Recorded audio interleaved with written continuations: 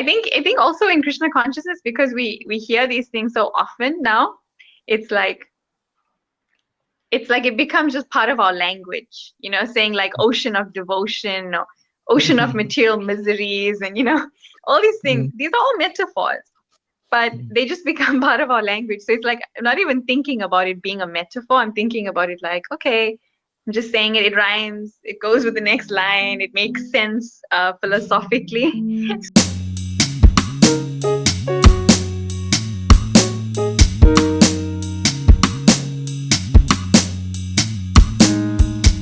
Mm, we're on. So yeah, Hare Krishna again. Hare Today, Krishna. Hare Krishna. They just check me just running in and rushing into saying, "Today I have the pleasure of." Today I have the pleasure of hearing poetry, a reading by Surabhi Kunj. Yeah, I always fight the urge to say Surabhi, from Lion King. Today I get the opportunity to do that in your face. Yeah. Yeah. So if you could kindly just give a brief introduction of yourself and just let the devotees know who you are and what it is you do. Okay. Hare Krishna. I'm Surabhi Kunj. I'm from South Africa. I live Mm, in Durban, and I've done a whole host of things. I'm a software developer by profession, but I haven't been working in the last few years. I've been trying to dedicate myself to service. So currently, I've been going in and out of New York City to serve at the Brooklyn Temple because that's what my spiritual master asked me to do. And it's a really, really vibrant atmosphere, a really amazing place to grow. And I feel like I've just been growing and growing there. And I also um, try to um, proofread, edit, and basically create books for a spiritual master based on his teachings and based on, well, the books that he's told us to create. mm. You and your family were involved in putting together Maharaj's first books, if I'm Um, correct. I think the initial ones were done by Yadurani, like back in the Yeah. day. And then my mom started getting involved in the books, and then she just kind of rolled with it. And then he liked that, and then he started kind of expecting a book from her. She just spontaneously made a book, and then the next time it was like he's asking, now where's my book? So then she started just doing it, and then whenever he had a book project, he'd ask her to do it, and then I'm on her team, so I would assist her and my brother would assist also. And then that's how it became like, now we're the book team. That's how it is in service. You do something for a while and then it becomes like, this is your baby. You have to continue forever. So that's Yeah. how we got Yeah. that. Oh, that's so cool. Mm. Um, yeah. So you shared 3 poems, which I'm eagerly waiting to hear. And yeah. I think we could just roll on to a reading. I'm not sure if Okay. you'd like to read all of them at once. Um, Maybe we can go one at a time and then we can discuss if you want, like each Okay. one something about it. Um, Okay. okay. Alrighty. Let's do this. So, Let me okay. just ooh, my fingers, I'm trigger happy. It happens all the time. My finger No tends to worries. just do its own thing. So, this is a poem that I wrote about Lord Chaitanya. Against the dark backdrop of quarrel, hypocrisy, and sin, your exquisite golden form has mercifully arisen. Using your beauty as a weapon, you kill our wicked tendencies. Lust, anger, greed, envy, our greatest enemies. Chant the holy names is your simple appeal, and the storehouse of divine love no longer remains sealed. Munificent and magnanimous, you give out this remedy of pure love of Godhead to all living entities. All over the world, you distribute this treasure, removing all suffering and bringing the highest pleasure. So that was a short poem I wrote in 2018. 2018. Hmm. What were you going through when you wrote it? I think, well, I think I just want to start before saying that um, I'm not a creative in the sense of, you know, how people have a creative process, so they just naturally creative people. I've never identified as being a creative. I've always been more on the logical side of things and like, you know, being more mathematical and really good at, you know, computers, numbers. And I've never allowed that side, that creative side of me to kind of take over or flourish or just, I never really engaged it. And when I, except maybe when I was a kid, I used to like sew a little bit and make some like, you know, necklaces with beads. But I think that was the limit of it. And the whole poetry thing started really after Krishna consciousness. And it's not something that I like planned, like I'm going to start writing poems because I really wasn't a writer. It really wasn't any, it was not my inclination to be a writer. In school, English was my worst subject because I didn't like writing long essays and I always liked maths and science. And then English was like, oh, okay, I have to find out how to fill up these 500 words or 1,000 words, you know. But I realized in Krishna consciousness, I realized that it's a natural thing that when you're inspired in Krishna consciousness, you want to write. You know, you've absorbed so much of the knowledge, and now you want to share it. So then naturally, writing became part of me. And then when I spoke to some friends, they were saying it's because when you were at school, you didn't have anything worthy of writing about. But now in Krishna consciousness, you feel like there's something actually worthy for you to write about, that you've become a writer. And then I thought, okay.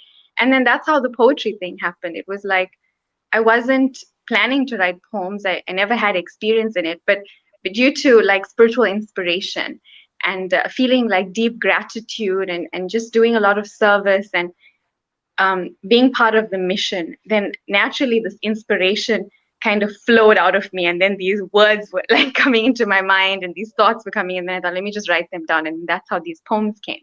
So a lot of my initial poems were about like Sankirtan, about the devotees who are performing Harinam all over the world. Because I always felt like that's the only reason we got, you know, we got the mercy because of the Sankirtan devotees. And it's like my life has changed so much only because somebody shared the holy name with me. And it would never have changed. It would have just been despondent if I never came in contact with Krishna consciousness. So the point about Lord Chaitanya, I know that it's only because of his mercy that we're even here. And therefore, I just have this natural appreciation for him. And so that's why I was just, in my mind, it's like, I was just thinking of Lord Chaitanya. And it was, I think it was around about the time of Gaur Purnima. And I thought, you know, when we have our birthdays, we want like the whole month to be, or like a whole week to be celebrating us, you know, like a birthday week sometimes. So I said, you know, for Lord Nityananda and Lord Chaitanya, I want to celebrate them for the whole month. So for those months of February, for the whole month, I would post a meditation of Lord Nityananda or something like a picture of him or some verse about Lord Nityananda, something.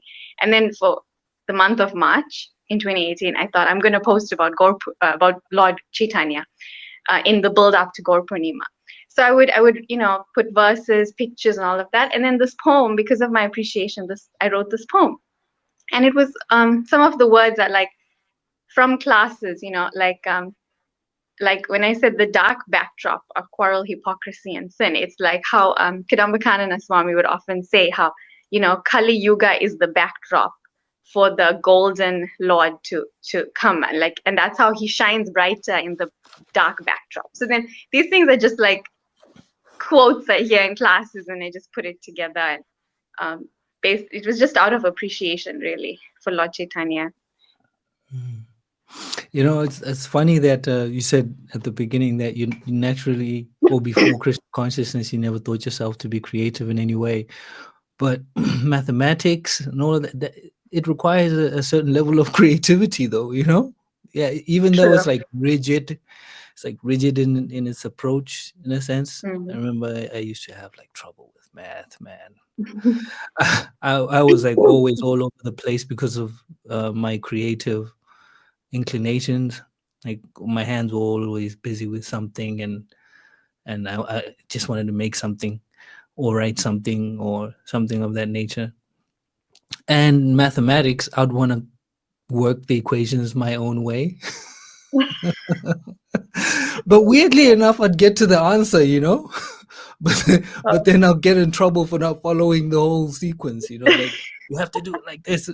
Okay, cool. And don't ask me how I got to that answer. Just like yeah. To this day, I'm like, ooh, you know. But the cool thing as well about creativity or the creative energy, I always go back to this. I think Bhakti Chaitanya Swami as well. He spoke about this, but first canto, text one in the purport, Srila Prabhupada says something to the effect that when the living entity comes into contact with the Supreme Personality of Godhead or the science of self-realization, then the creative energy is sparked within them. So Wow. basically, it's our natural state. I mean, we're qualitatively the same as Krishna, and he's like the supreme creative, you know. So, and how you're sourcing from quotes and things, you're basically Mm. sourcing from the Mahat Tattva of sorts, you know, Krishna conscious content. Um, I'm itching to go into our questions, but let's jump into your second poem. Okay. Mm. Okay. So this poem is called Beat the Mind Before It Beats Me. It's 4 in the morning and I grab my beads. It's time to beat my mind before my mind beats me. Some days start off hopeful. My weapon for battle is strong. There's a sense I might win, but it doesn't last very long. Most days start off bleak as I mope into battle dejected. Distracted before even trying, drained, I remain disconnected. But no matter how it begins, the end is always the same. Every day, without fail, my mind wins the game. Why do I keep entering an arena where I'm pulverized? Shouldn't I just be realistic?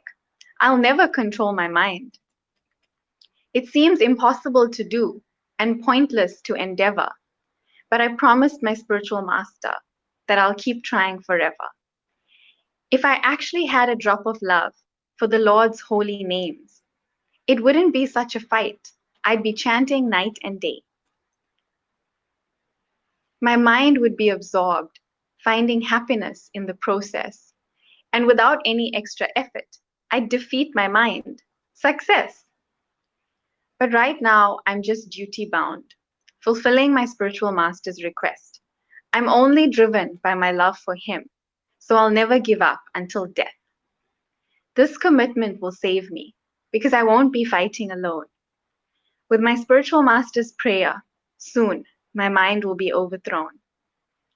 However long it takes, I'll go through the motions because it's a small price to pay for the realm of pure devotion. So I don't Mm. know if I should read the next one because they're kind of related. I felt like both the poems on japa, I can just go into and then explain something after. Yeah. Please do. So the next poem is called O Mind. O Mind, please cooperate. Help me fulfill my vow. Just hear one Maha Mantra, the mantra you're chanting now. Don't worry about the future or how many beads are left. Don't lament over past inattention or fixate on previous regret. Just listen to one mantra, the one you're currently chanting. Slow down and be present. Please stop your usual ranting. Oh, mind, I see you're jumping from one topic to the next. You're showing me a movie of everything I want to forget.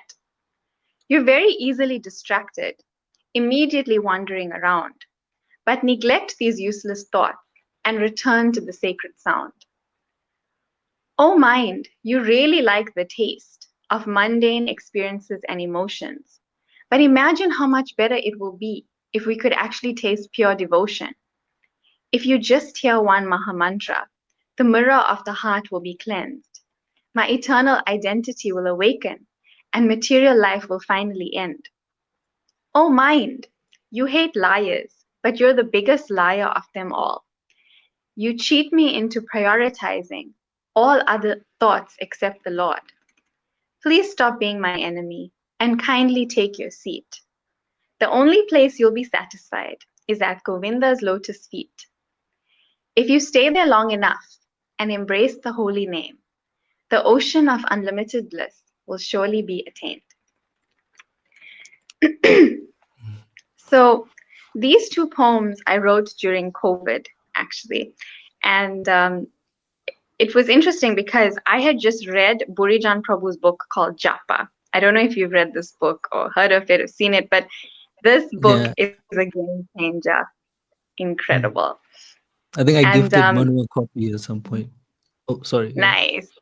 Yeah. Nice, nice. No, that book it's an absolute game changer in Japa because I felt like, especially during COVID, we didn't have all the ecstasy of the festivals and the association, and really, all my only Krishna conscious practice was just like listening to lectures online, and of course chanting and reading. But I felt like, when we don't have all of that other stuff to nourish us, then we just left alone with our japa, and that's when we realized actually my japa is really bad.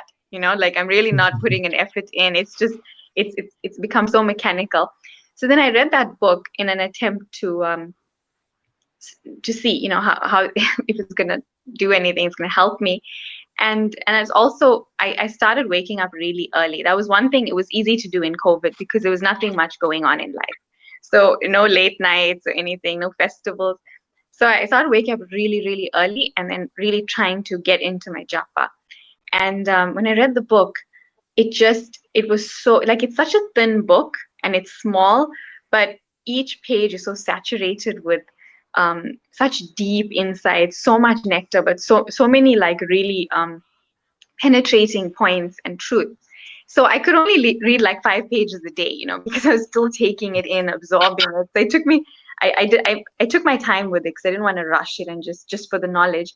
And then after reading that book, these were the realizations that came from it in these poems. And a lot of the stuff in both of these poems is from the book, like because there's many points like, just try to hear one mantra. That's what we're told. If you can just chant one pure holy name, then it's like your material life is finished. And then anybody who gives assistance, like advice about japa, they say just try to hear the mantra, and they say focus on the one. All you need to do is just focus on the one you're chanting now. Don't think about the past, don't think about the future, don't count how many beads are left. All of this is what I learned from the book.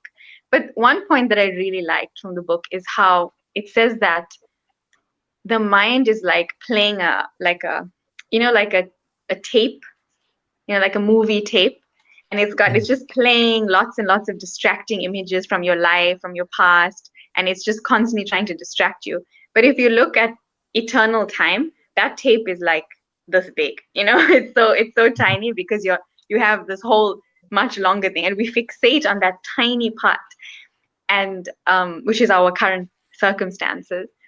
And then that's why I wrote that it's playing like a movie of things I want to forget, because we always remember our past pain, our trauma, everything while we're chanting.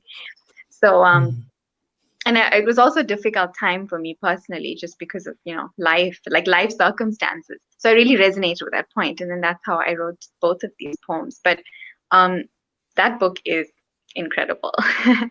I recommend it to everyone. If you were to liken your mind to any animal, what would it be?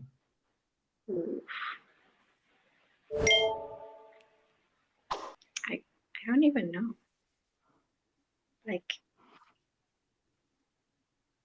a like an uncontrolled dog, just running around barking, getting distracted by everything, anything that any sound, any person they see, just maybe it's like that.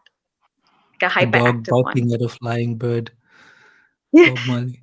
I've been thinking about for some time. Actually, I thought at some point I was like, the mind is like a snitch, snitch from Harry Potter, and at the same time a snitch that's a tattletale. You know? that's true.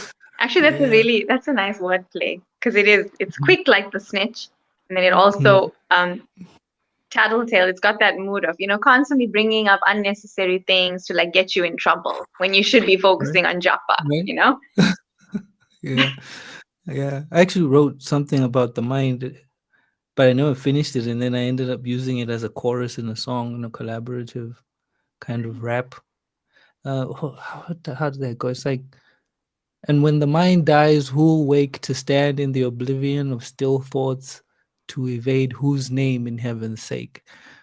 You know, because half the time, this is actually after learning about the subtle body and how the Mm, mind is part of that. And generally, half the time, we think that those thoughts uh, are or contain our essence as mm, the beings that we are right now, and having these experiences that we are given access to by the body as a whole. So generally, like, people think that, oh, it's so brilliant, it's so lovely, this mind thing, and how the mind can be your friend or your absolute enemy. I like that reference, uh, beating the mind with a stick. yeah. Yeah. Can Literally, you imagine? that's also, Bhakti Siddhanta Saraswati Thakur. Beating this snitch with a stick. Oh But it's god. also like a play on words. I said beat the mind before it beats me, but it's like I Mhm. meant to beat it, but then it's defeating me also. Like Yeah, it's yeah, it's yeah. it's beating me, not maybe not physically, but definitely it's defeating me. Oof. Yeah, you have to like keep your mind on your mind, Hmm. I like this Yeah. line. Yeah, I like this line. Oh mind, you hate lies. I mean, you hate liars, but you're the biggest liar of them all. You cheat me into prioritizing all other thoughts except the Lord. You're the Yes, biggest liar. that's from the book also. It was Mm, describing this kind of, I mean, not maybe not in those exact words, but mm, he mentioned it. Like that book kind of makes us aware of what our mind is doing. That's what I mm, learned, because sometimes mm, we think we own our mind. We feel like it's justified in what it's doing. mm, But really, the book just it's so clear that the mind is tricking you and you're falling for it at all times. And I was like, whoa. It was just nice to be told, like called out in a very nice way in the book. mm. It's like what you call it? So it's a perpetually generating code, to build the matrix Yes. constantly. Um, I know you've touched on some of the stuff that I have questions for, but I'll just read through our questions, and then you can fill it out in whichever pocket um, there's a hole in. Krishna conscious Siddhanta and themes. Each poem explores themes from Krishna conscious philosophy like controlling the mind, the power of chanting, and the mercy of Lord Chaitanya. How do you keep your poetry engaging while staying true to these teachings? Are there specific scriptures or teachings that you refer to when you write? It's a nice question because I feel like I only write something if it is according to the teachings. Otherwise, what basis do I have to write? I don't know anything myself. Uh, so generally, whatever comes out, it's like it's some kind of assimilation of the scripture. It's like it's something that I've read or I've like been meditating on, thinking about, and then it's like somehow it comes out in this poem. And yeah, it's like usually Bhagavad Gita. I remember one of the first few poems I ever wrote was literally the philosophy of second chapter of Bhagavad Gita. It was like actual like quotes, in the poem, but it all rhymed. I really love Mm, rhymes. That was one thing mhm. I'm attracted to when I when noticed words that, yeah. rhyme. So I noticed I was that. like, to make second chapter of Bhagavad Gita rhyme, I was happy, but it was like it must be according to second chapter. um, so so yeah, it'll always be Bhagavad Gita or like it just the philosophy of Krishna consciousness in some way. Um, and these two are from based on that book by Burijan Prabhu, Japa.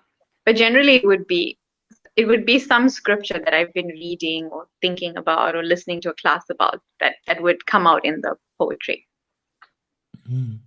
I remember one conversation I had with Guru Maharaj was about my poetry. You know, I was like, I'd like my poems to become prayers. You know, and this Wow. is this is this is now how it developed into Kavya Khona underscore the science of or the art of sharing realizations, Mm, and that led me to the songs of the Vaishnava Acharyas. You know, like looking into mm, those and trying to not imbibe the mood but understand it, and in trying to understand it, maybe pick it up, mm, because you said, what is it that I know aside from what the scripture has to hold, you know? And mm, I'm also thinking from the general poet's approach to looking at the beauty of the mundane mm, or lost in it, and also uh, this I came across this. I was just saying to Padma that I tend to play audiobooks and fall asleep and wake up to really potent lines. You know, I think yeah. this was from Teaching of Lord Chaitanya, where there's mention of prayers of Queen Kunti, and she's talking about where is that? I wrote it down somewhere. But basically, to the effect that she doesn't want to be anything of the sort of these transcendentalists and philosophical speculators, you know, Mm, kind of thing. And that's what usually feeds the mind, speculation and yes. creativity around that modernity and possibilities and probabilities and layers and layers and layers, which is somewhat my process in writing, because I'll put down a line and then little bits and pieces and arrows and things, and then maybe find something from Prabhupada's purports and try to encapsulate it or mold it. I guess Wow. yeah, the creative process. I mean, the core is there. We just add some of our spices in terms of realizations and Mm. our own experiences. So yeah, Yeah, in I a think sense, yeah. our Yes, yes, I was just gonna say our Vaishnava acharyas are like the main, they're the original poets, Like yeah, I was yeah, thinking of Krishna Das Kaviraj Goswami, and how he wrote the whole Chaitanya Charitamrita rhymes. yeah, That's like the brilliance of him. He wrote a whole scripture and all the sentences rhyme, and I was like, oh, yeah, real yeah. poet. And so they devotees. Prabhupada says Vaishnavas are naturally poetic or naturally Mm. poets, and just I'm just coming across some really brilliant devotees, you know, like yourself. Oh no, for, I'm just for taking real. lines from Uh, the scripture. yes, that requires like surrender, you know, because it's surrendering your mind, like you're saying, is first, what do I know?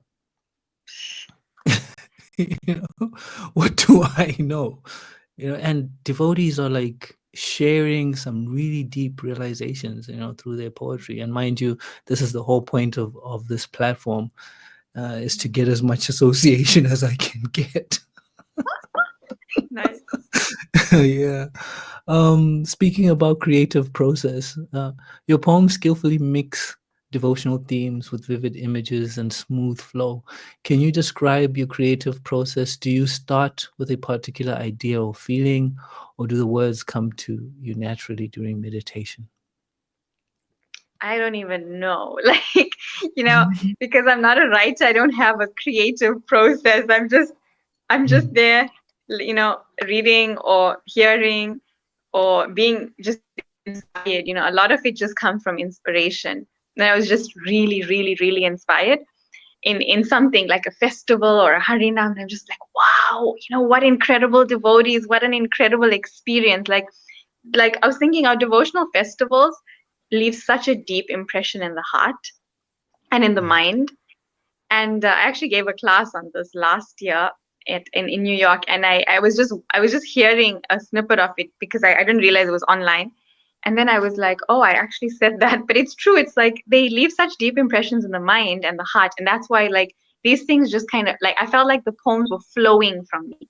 And what was interesting, one of the senior devotees at the temple, he because I was writing when I wrote my first poem, I just posted it on Facebook, and I just thought like I'm just sharing something. This is my first time I'm writing a poem in my life, and then after that it was like a few days later I wrote another one, and a few days later I wrote another. It was like, and then it was happening like every week or every 2 weeks for a while, and then one of the senior devotees saw me and he's like, you've become quite the poet, And then I was like, I was like, I don't know, I'm not trying to write, I'm not sitting down with this intention, but it's coming out from the inspiration and feeling in Krishna consciousness. And I noticed it did start actually after I took spiritual initiation. And I feel like that, like, I think that experience also just was so deeply inspiring, and, like it absorbed my full consciousness. Um, and then these poems came out. I feel like Krishna knows how to extract the maximum, devotion or service, or he just keeps extracting from us.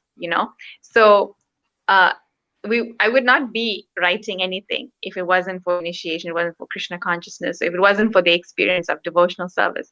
But because of that, it's like Krishna's finding new and newer ways, and we see that in service, right? Like things we end up doing things in Krishna consciousness that we never thought we'd do in our lives.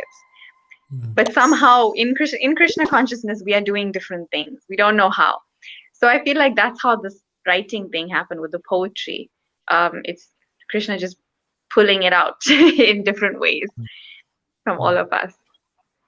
I like how you're mentioning a certain point of surrender, taking initiation. And in surrender, this is also a theme that's been going on for the week, or some popping up like that. But being in flow, because when you get into the process of surrender sadhana, you basically get in touch with the supreme creative being, in a sense, and that's really beautiful, like being in flow.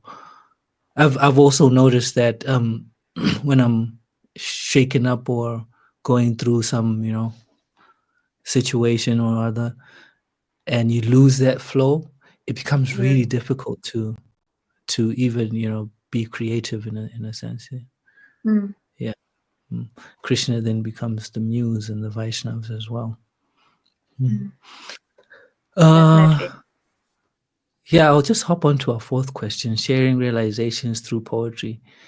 In your third poem, opening with "Oh mind, please cooperate," you focus on the dialogue between the soul and the mind. How important is it to share these personal insights to help others connect with their spiritual journeys? Have you heard from people who found your poetry transformative? So I think it is important to share, just because people can know, especially when it comes to like a struggle, like with the mind. It's something that we all go through. We're all in this together, and when we're all at the temple, we can all appear to be very high class, but we all have the same experience with our mind. Nobody can say my japa is good.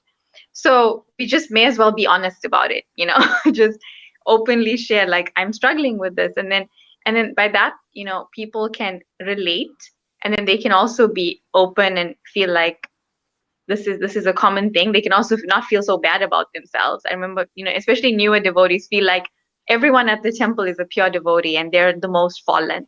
And now newer people might see, actually, they go through the same thing. Even after many years, they're still struggling. We always have this struggle.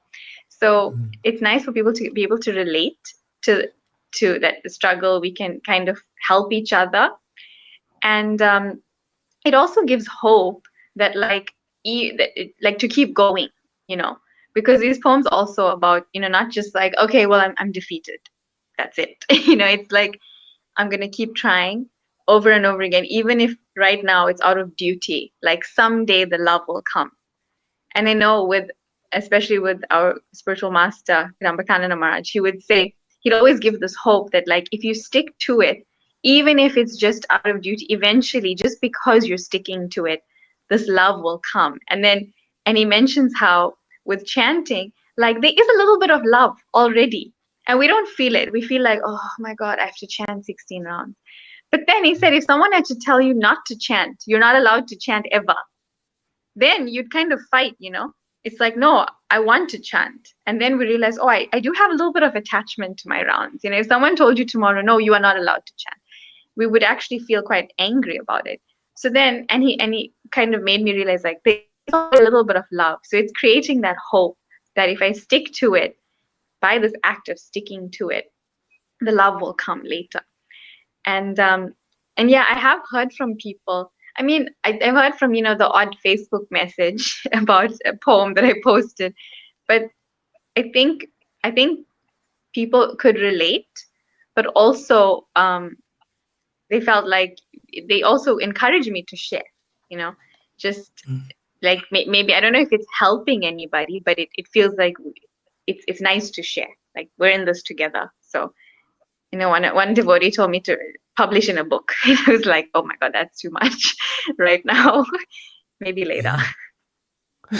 An anthology of contemporary Krishna conscious poetry will be really dope. That's That true. would be really cool. Yeah, and also that kind of falls into a desire that I have. I have this vision of having, you know, an open mic poetry circuit within the network of Krishna conscious or communities or temples. That would be really cool. You know. That would be really cool. Yeah, yeah. Whisper that in the ear of the New York temple devotees, you know. Oh, definitely. I think that if you keep talking about something, it's gonna happen. That's what Yeah, I yeah. realized from experience. I was just thinking as well, you know, mathematics, equations, that's kind of a form. They have a form, they have a shape. And you as well, being a software developer, I just remembered a poem that I wrote trying to use HTML language. I know HTML doesn't qualify, you know, but I was like, I wrote one and I was trying to accentuate using, you know, tags and things like that. And I was like, I'm wondering, have you ever tried to write anything like that? I have not even thought of it. You're very creative to come up with that. I was Nice. just being, you know, like nosy, like, oh, this is really cool stuff, and you can do this with it. What if you wrote a poem and you put the poem in there? That would be really cool. Yeah. You want to hear the poem? Yeah. It requires breath control, and I haven't been doing my underwater laps in a long time. But anyway, the line is like, I'll try the first stanza, but it's like, move with the mood within the labyrinthine streets of ancient, lost in a fadation. There you go. Yeah. Move with the mood within the labyrinthine streets of ancient, lost in a Phoenician glare of tyrant weaves filled with festive scenes. Oh my God, I'll have to sing it. Yes. I'm busting my lungs. Move with the mood within the labyrinthine streets of ancient, lost in a Phoenician glare of tyrant weaves, a festive scene filled with pretty things we buy for witty queens that ride silent, swift and steadfast winds to wish them well as they flee. Out from this fantastic dream that booms across lazily painted landscapes scattered with tree-like lemony yellow nonsense that twines about the vivid scene with glorious green lightning like edible leaves that fold in a fine smooth roll to be smoked by sun. Yeah. So talking about tags and symbols and the like, you use metaphors like storehouse of divine love and mirror of the heart to add depth to your writing. How do you choose or develop this kind of language to express the profound truths of Krishna consciousness? I mean, that is just straight up from the Shastra, like I'm not someone who's gonna come up with, poetic ways of like, I'm not good with like metaphors on my own. Sometimes I may, but I feel like our scriptures are full of poetry, like we have the storehouse of divine love from the Chaitanya Charitamrita, like the Panchatattva are breaking open the storehouse of divine love. They broke the door and they did it freely. And Mirror of the Heart from Shikshastakam. So I feel like there's already so much there. And I guess I just tied it together in the context of the poem. It's like, yeah. I think also in Krishna consciousness, because we hear these things so often now, it's like it becomes just part of our language, saying like ocean of devotion or ocean of material miseries and all these things. These are all metaphors, but they just become part of our language. So it's like I'm not even thinking about it being a metaphor. I'm thinking about it like, okay, I'm just saying it rhymes, it goes with the next line, it makes sense philosophically. So yeah, I don't know if I've come up with my own metaphors yet, but yeah. It kind of takes me to most of the devotees who I've met or been in conversation with, or who I know come from a creative background, have said that, like, these are raps. These are Srila Prabhupada's. You can rap the purports. You don't even have to write anything, yeah, and it's actually quite true. They're like poetic, and when you get into the lingo of things, and it just seems like casually like it's just simple, but then somebody who's never read Prabhupada's books is like, whoa. Ooh, this is deep. Yeah, super Yeah, deep. I remember once Vasanti commented on one of my poems and she said, "Oh, I'm picturing someone rapping this, because but it's all like these same, lines from the purport." So I'm desperately trying to get her to come on here and share one of her poems. oh, oh my God. How do you even Yeah. choose one from hers, Yeah, but she's been like the inspiration behind this. She's been encouraging me. No, do it. And I'm like, okay, I'll do it if you hold my hand. Come on and share a poem. She's like, I don't think I'm ready yet. But she's like a really, really amazing poet. Our seventh and last question: audience and accessibility of devotional poetry. Krishna conscious poetry often contains deep spiritual truths. When you write, do you think about your audience's understanding? How do you make work understandable for new seekers while still meaningful for experience? I think in general, like from when I looked at the poems that I've written, most of them are like devotee language, like they'll be best understood by people who are like a little bit familiar with the philosophy and have read a little bit, so they'll know like even some of these metaphors, which are definitely not my own. They'll hear it and see how it's being used. So I think in general it was like I know the devotees would understand. I wasn't trying to specifically make it understandable for new seekers. I think in general, poetry for me is hard to understand anyway. Like even if it's just a simple poem, sometimes it's very hard to understand. Then when it's Krishna conscious so I feel like for a new seeker, if it's Krishna conscious and you don't know the philosophy, and then it's like even harder to understand, I feel in most cases. But I have actually seen that some new people were, getting it. Like some people who knew something about like she's following some kind of spiritual path.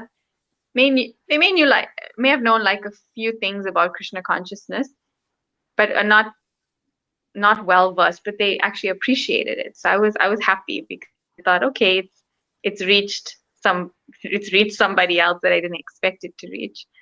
But I also think it's nice. Like I think just in general, anybody appreciates something that rhymes or some poem or something that sounds creative, even if it doesn't rhyme, just people appreciate it, even if you don't understand it. It's appreciated in some way. So I think that's what I've experienced. Um, but the thing with like Krishna conscious philosophy, anyhow, like I was saying with the purport on text 1, first canto, uh, purport, where if you come into contact with Krishna conscious philosophy or Krishna consciousness itself, or the Supreme Personality of Godhead in that, through that conduit, then naturally it inspires reflection, and with that reflection then expression, creativity. And one thing that I've noticed, I did this once with just a secular poet, not just, but yeah, what's her name, Murunga. And I just played a lecture for her, Tamal Krishna Maharaj, and after that she wrote a really, really brilliant poem. I had the privilege of recording that poem. I think I'll share it in the link or Yeah. description of this video. And you could see that, or automatically there's that deep reflective, kind of surrender of the mind in that sense. But also I tried it as well with another devotee or bhakta I was trying to preach to, and I just gave him the books, and all of a sudden his writing changed automatically. You know. So Wow. I think just sharing the poetry or sharing what you've written, and that this speaks to the eternal nature of the soul, of all souls, and this is the eternal nature of all of us as souls and part and parcel of Krishna. It will knock on that door. Yeah, It will knock on that. definitely.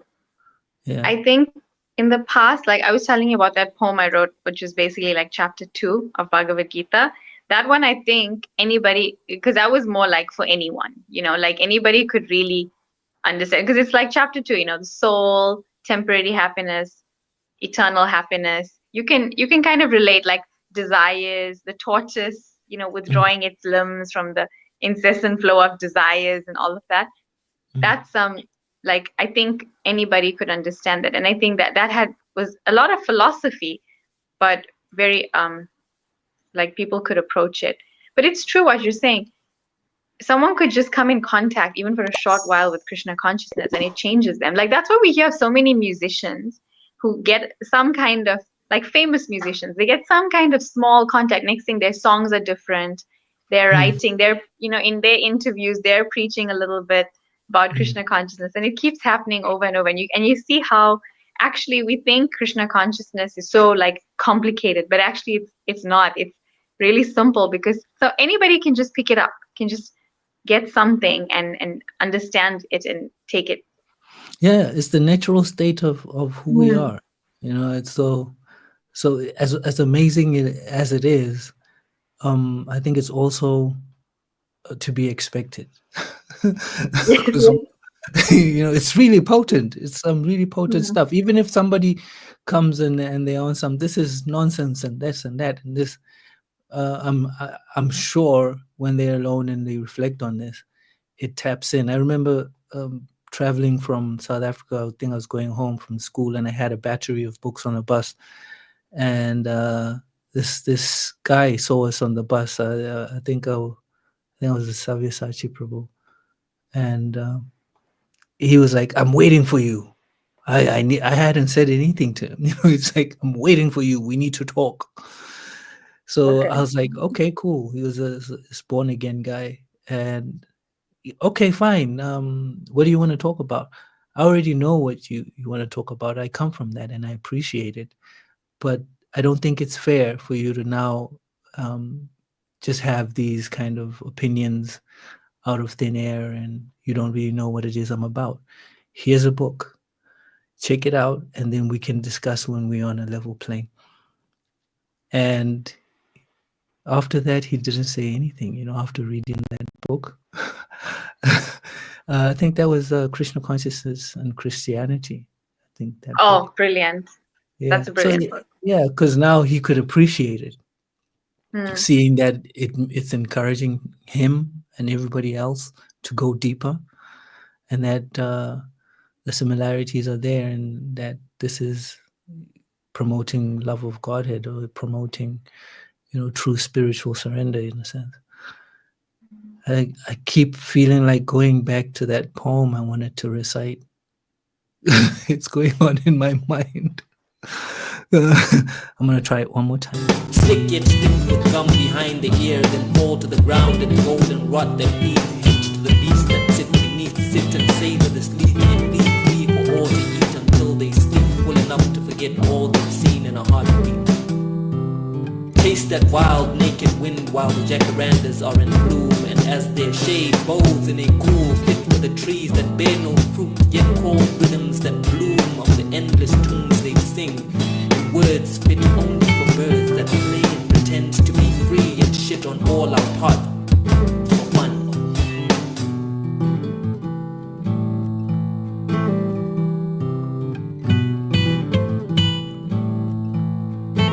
Desperate for, yet hell-bent on a deliberate, forgetful spree of the supreme personality of God.